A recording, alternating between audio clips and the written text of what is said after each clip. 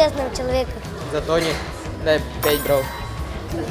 Вы болеете за меня или за Железного Человека? За Капитана Америку. За тебя. За тебя.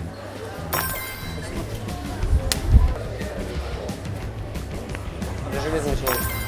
Почему? Не знаю. Мне больше нравится. Вы болеете за меня или за Железного Человека? За обоих. Болеете за меня или за Железного Человека?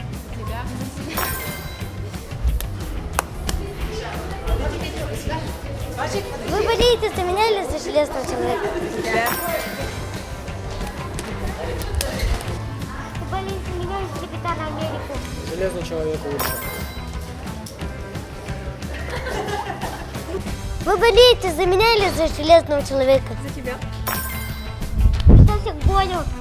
О, нет. Вы болеете Я болею за Капитана Америку. Вы болеете за меня или за Железного Человека? За Железного Человека. Готовься к бою. Вы болеете за меня или за Железного Человека? За Железного Человека. Так, вы болеете за меня или за Железного За Человека? обоих болею. Вы болеете за меня или за Железного Человека? Дай ему 5. Вы болеете за меня или за Капитана Америку? За Железного Человека. Вы болеете за меня или за Железного Человека? Вы болеете за меня или за Капитана Америку? А кто Железный Человек? Человек. Вы болеете за меня или за Железного Человека? Человека.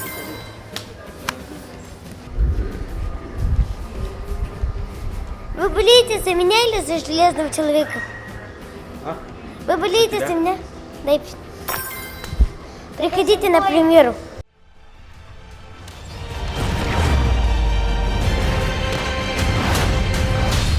Сдавайся, это конец.